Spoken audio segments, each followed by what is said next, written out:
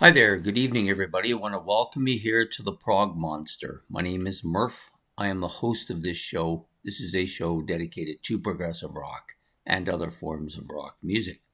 So, we're here Monday night for a look back at a classic rock album.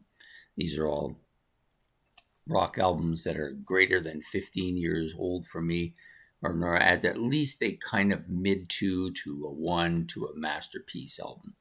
So we're doing the last album by the Police. So I've done all the other Police albums. This is the only one that was left to do. Probably my least favorite of their albums, but still a good, solid album. They don't really have any bad albums. Talking about Ghost in the Machine by the Police. Yep. So I'm just going to give you a little bit of the background information on this album.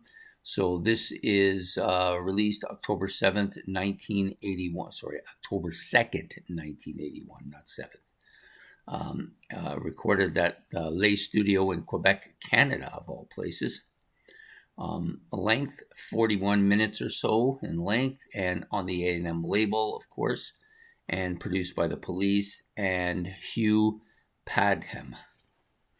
So, of course, appearing on this, the members of the Police, Stuart Copeland drums, percussion, Sting on bass and vocals, and Andy Summers on guitars. Also appearing, Jean Rossel on keyboards on track number 2, and Danny, I'm not sure how you pronounce this name. Let me get my glasses on here before I poke my eye out here. Quattrocchi, I think. Quattrocchi, maybe Quattrocchi might be the proper pronunciation.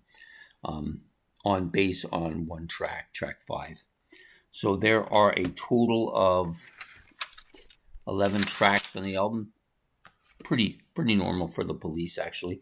This album's a little bit of an outlier. It doesn't sound quite the same as some of the other ones, and I don't think it has nearly as many hits on it as you get on most of the other albums. There's a few here that are, I guess, kind of pseudo hits. We have the one big hit, Every Little Thing She Does Is Magic. You get a couple of others that are kind of well known. Invisible Sun, Spirit in the Material World. Yeah, those are probably about it. The rest of them are just deep, or maybe Demolition Man too, I guess. So, anyways, typical Police album.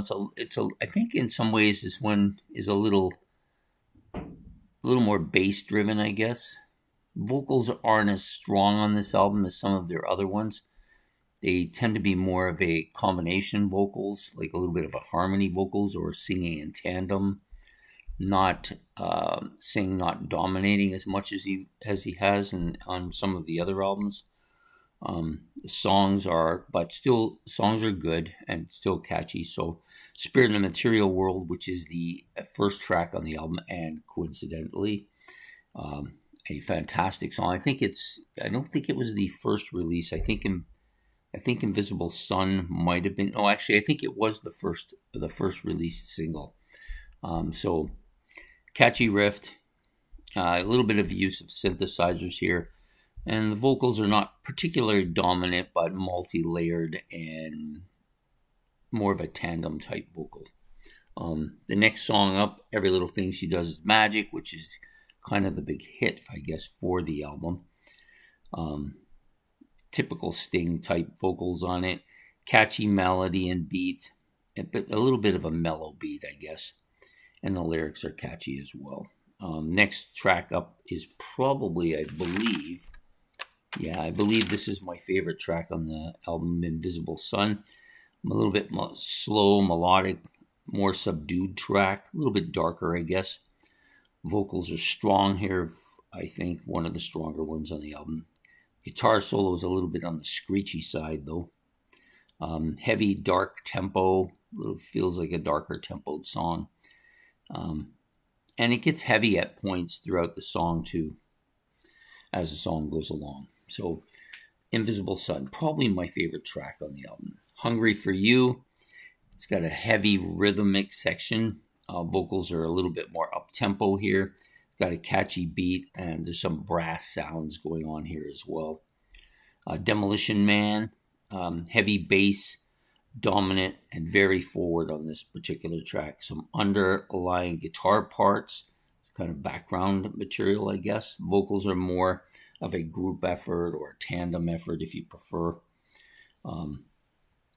Lots of drum fills here, and it's kind of a little bit on the drum dominant side, I think. Too much information. The next track up, it's heavy with some kind of with a heavy rhythmic section, very reggae-like. Yeah, that's one of the things about this album that's a little different. It's not as reggae dominated as some of the other stuff. This album's more of a pop album. Not as heavy maybe as some of the other albums, and definitely not as much reggae. This is one track on here that's pretty reggae-ish though. Bass is dominant, and it's got a bit of a catchy rhythm section.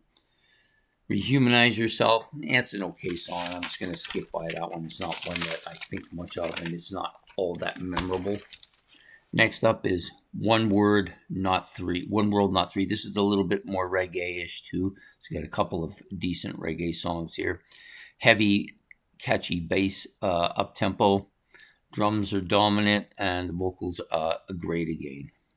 Omega Man, and maybe a little bit of a weaker track, but not a terrible track by any stretch. Faster pace, bass more dominant here. Vocals and harmony, a little bit more harmony-like or tandem-like if you prefer, and a bit heavier on some of the stuff than most of the normal stuff that they do on here. Secret Journey, which has some strong instrumentals. Vocals are a little bit in the high range, and it's a decent enough track. It's not one of the stronger tracks though. And then it ends off with Darkness, quiet, laid back, a little bit more of a somber track. So overall, I think it's a strong album. Definitely I think it's strong enough to be a 1, like maybe a low 1, but it's the weakest of their 5 albums, I believe. Not really close. The other 4 are more like up here, fairly even with each other, given different times.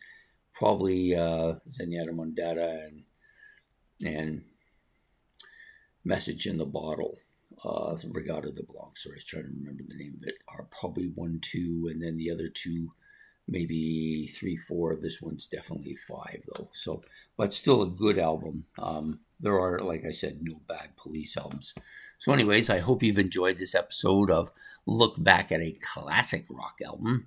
Please hit the like and subscribe. If you want to make comments about the Police, any of their albums, or about Ghost in the Machine in particular, you can do that in the comment section below. I will be back next Monday with another episode of Look Back at a Classic Rock Album. Please have yourself a good night and goodbye.